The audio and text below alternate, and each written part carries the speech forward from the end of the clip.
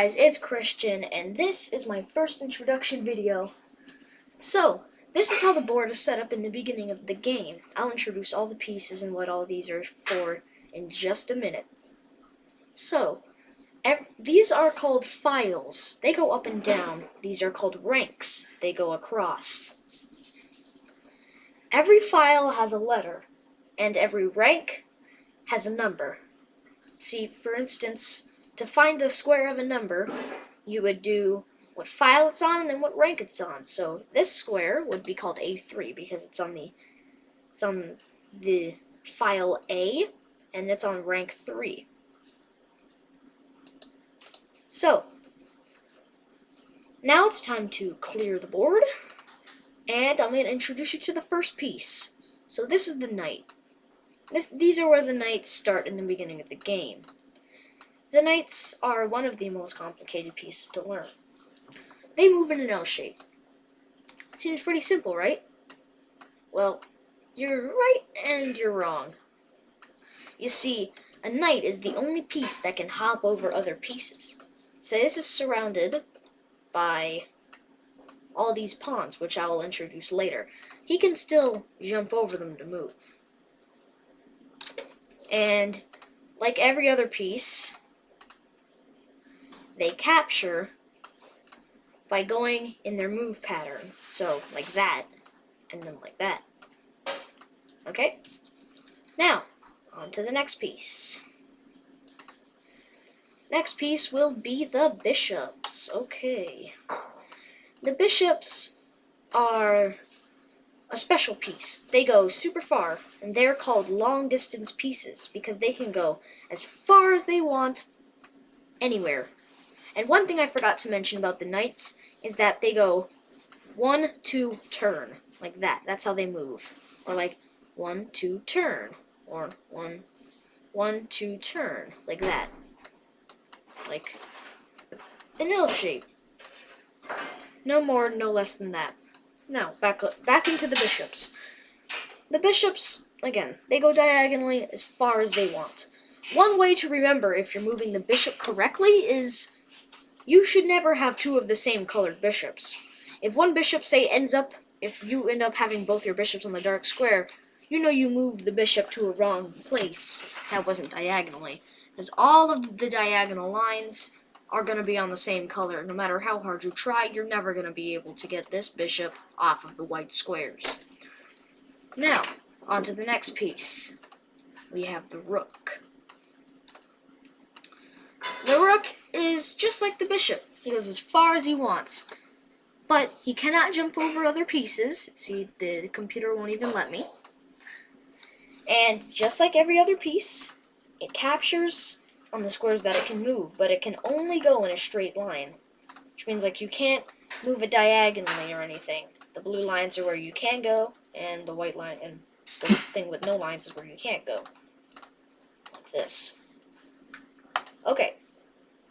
Now on to the next piece, the queen. The queen is the most powerful piece in the game, and there's no doubt about it. The queens can go as far as they want in any direction other than the knights. Like, they can't go in an L shape. That's not allowed. But they can go diagonally, they can go across,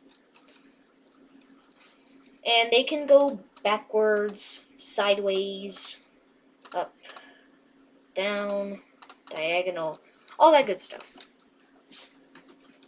And it's also the piece that's worth the most, and I'll get into piece values in a second. The next piece is the king.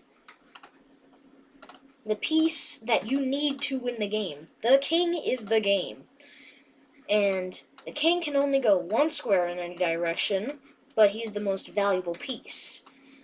The reason you know why is because, say, how we talked about how pieces can attack.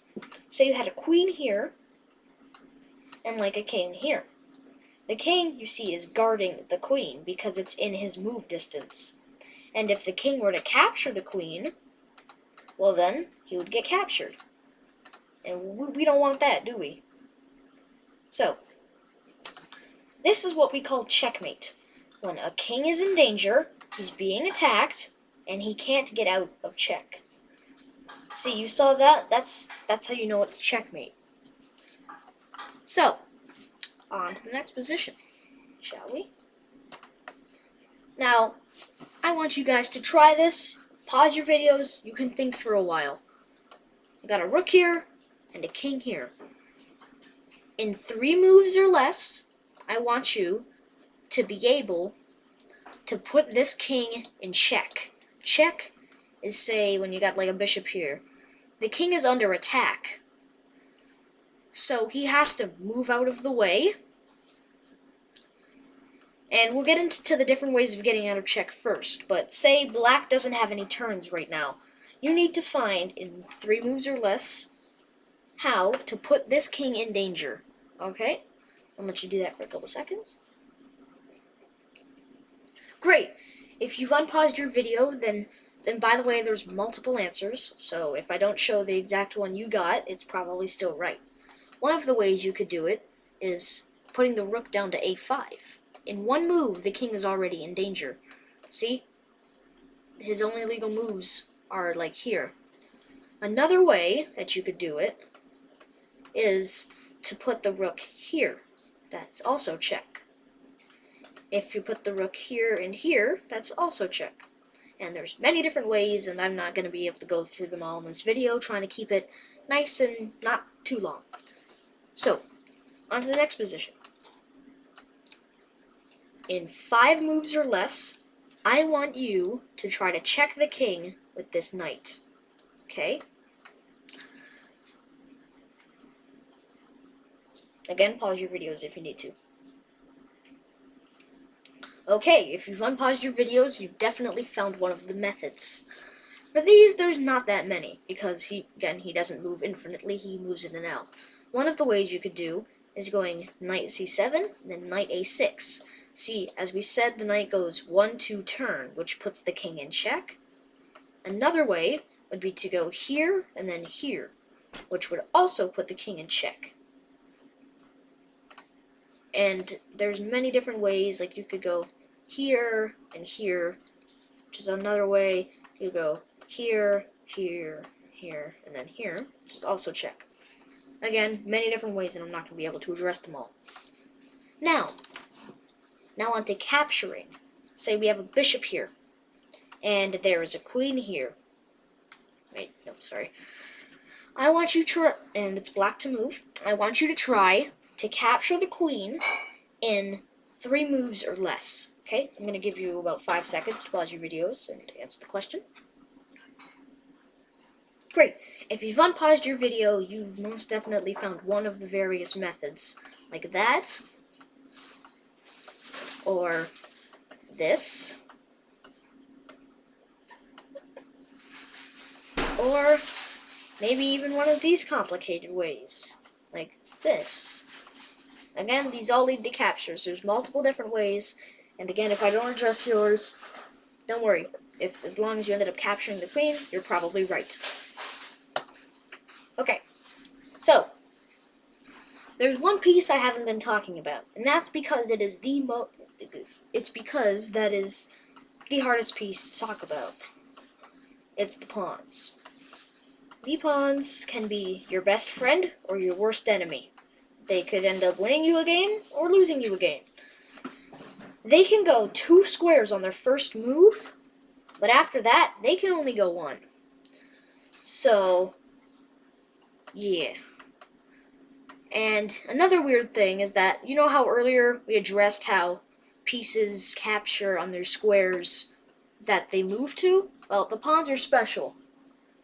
Pawns just go 1 square straight like an endless march. But if there's a piece that happens to be 1 square diagonally from it, the piece can capture, which is pretty cool.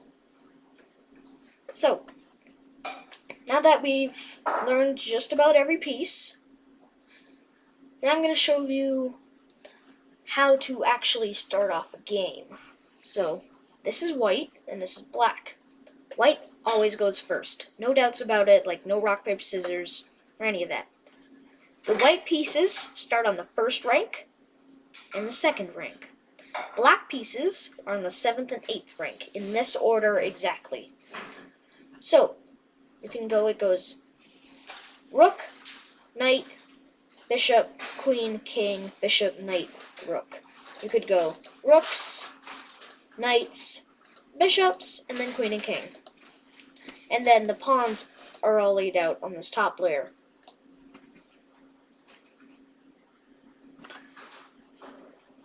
Alright, and that's going to top off my introduction to chess with Teen Chess. I look forward to seeing you in the next seminar.